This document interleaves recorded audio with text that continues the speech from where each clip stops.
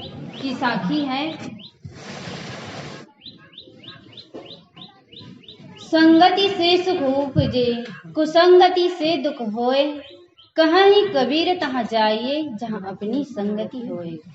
सदगुरु कहते हैं कि संगति से सुख मिलता है और कुसंगति से हमारे जीवन में दुख आता है, पीड़ा आती है, हमारे जीवन में अशांति आती है। और हमें वहां जाना चाहिए, उनकी संगत करना चाहिए जिनसे हमारे जीवन में शांति आए, प्रसन्नता आए और हमारा जीवन स्वर्गमय बन जाए।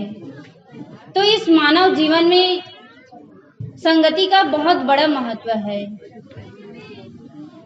क्योंकि हमारे जीवन में संगत के बिना हमारा जीवन नहीं चल सकता है।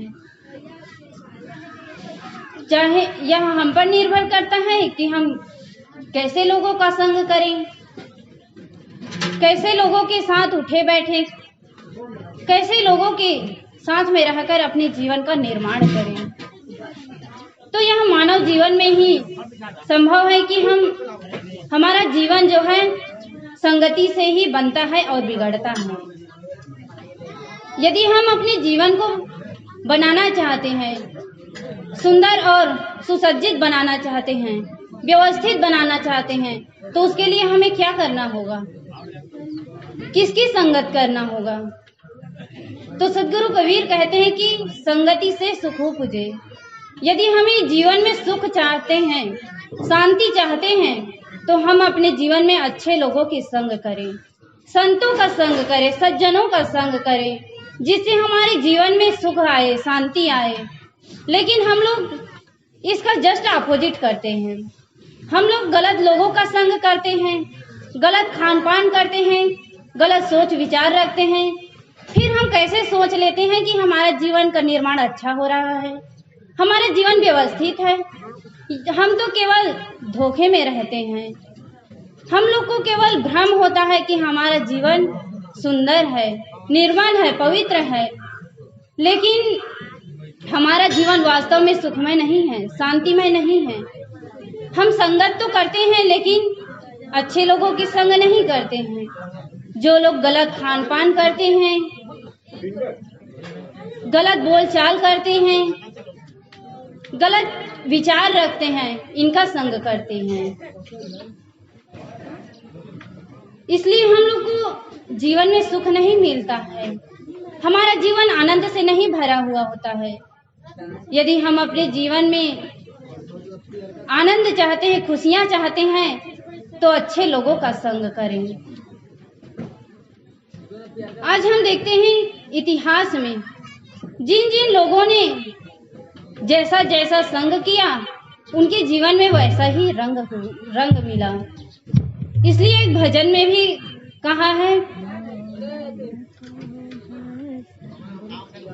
मानव को जैसा संग मिले, कपड़े को जैसा रंग मिले, वह उसी रंग में रंगता है। जीवन का कण कण खिलता है। सत्संगत से सुख मिलता है। जीवन का कण कण खिलता है।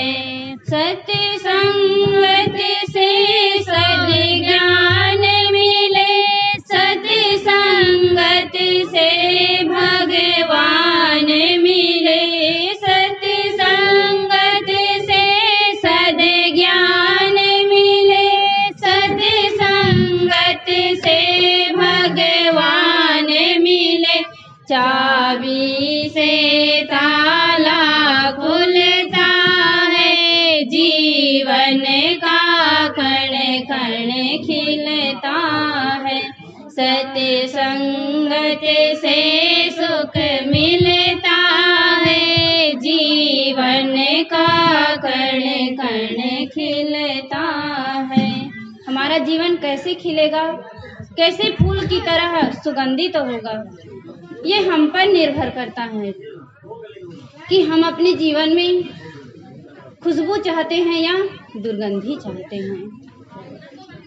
किसी से भी पूछा जाए कि आप अपने जीवन में क्या चाहते हैं, तो कोई नहीं कहेगा कि मैं अपने जीवन में दुख चाहूंगा, अशांति चाहूंगा। सब यही कहेंगे कि हमें सुख चाहिए, शांति चाहिए, हमारा जीवन जो है फूलों की तरह सुगंध, हर तरफ सुगंधी हो। लेकिन हम लोग काम ऐसा नहीं करते हैं। लेकिन आज हम संतों की संगत में हैं, इस ज्ञान यज्ञ में हैं, तो हम लोग का कर्तव्य बनता है कि हम अपने जीवन में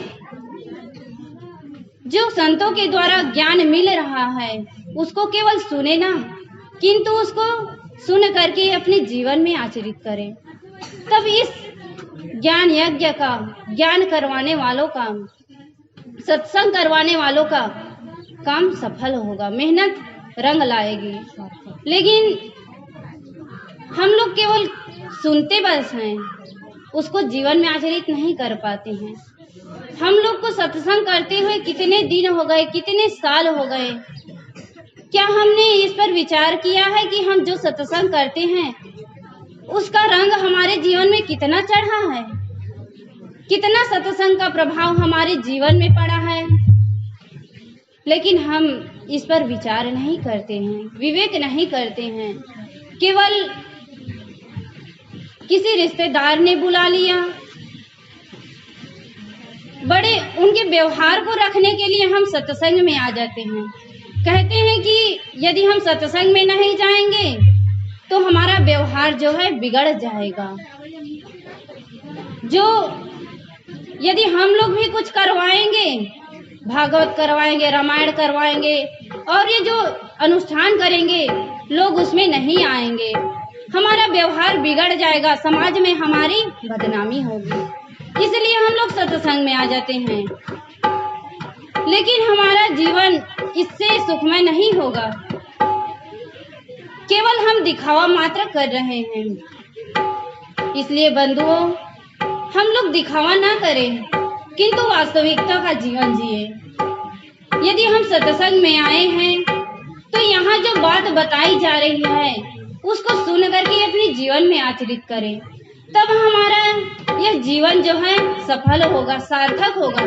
नहीं तो हम लोग भी अन्य खानियों की भांति केवल खाने पीने में, बात व्यवहार में ही अपने जीवन को, अपने समय को व्यर्थ में गंवा देंगे।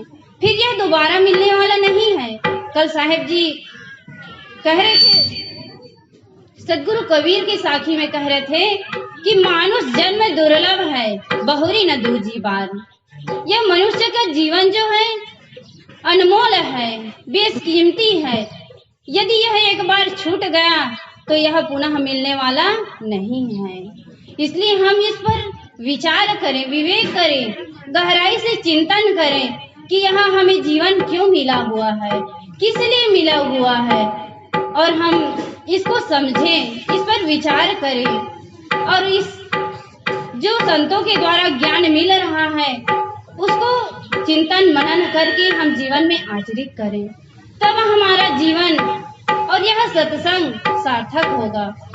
नहीं तो यह इतने सारे मेहनत करके हम सत्संग करवा रहे हैं, ये व्यर्थ में ही चला जाएगा। इसलिए मैंने सदगुरु कबीर की साखी उठाई थी कि संगति से सुख उपजे। हमें अपने जीवन में ऐसे लोगों का संग करें जिससे हमारा जीवन आनंद से भर जाए, और आनंद से तभी भरेगा जब हम अच्छे लोगों के संग करेंगे। लेकिन हम लोग गलत लोगों के संग कर लेते हैं और हमारा जीवन दुखों से भर जाता है, अशांति से भर जाता है, और कहते हैं कि हमें भगवान दुख दे रहा है, ईश्वर दुख दे रहे हैं। हमने किसी का कुछ नहीं बिगाड़ा, हमने गलत कर्म नहीं किए हैं, लेकिन फिर भी हमारे जीवन में दुख है, अशांति है। लेकिन हमें कोई भी ईश्वर, परमात्मा, भगवान सुख दुख देने वाला नहीं है। जो हम कर्म कर रहे हैं उसी के अनुसार हमें फल मिल रहा है। इसलिए हम अपने कर्मों को सुधारें, क्योंकि कर्म ही ईश्वर है, कर्म ही पूजा है। यदि हम अपने कर्मों पर ध्यान नहीं देंगे तो हमारा जो कर्म है वह गलत दिशा में चला जाएगा और हमारा जीवन का जो निर्माण है वह भी गलत दिशा में चला जाएगा। इसलिए हम अपने जीवन का निर्माण कर रहे हैं तो अच्छे से निर्माण करें, क्योंकि यह बेशकीमती मिला हुआ है, यह बार बार मिलने वाला नहीं है। तो सदगुरु कबीर कहते हैं कि संगति से सुख उपजे, कुसंगति से दुख होए। कहाँ ही कबीर तहाँ जाइए जहाँ अपनी संगति होए। इसलिए हम संतों के सानिध्य में जाएं, उनके सत्संग को सुने और उस पर जीवन जीने का संकल्प करें और उस दिशा में आगे बढ़ें, तब यह जीवन हमारा सार्थक होगा। बस इन्हीं शब्दों के साथ मैं अपनी वाणी को विराम देती हूँ। बोलिए सदगुरु कबीर साहिब।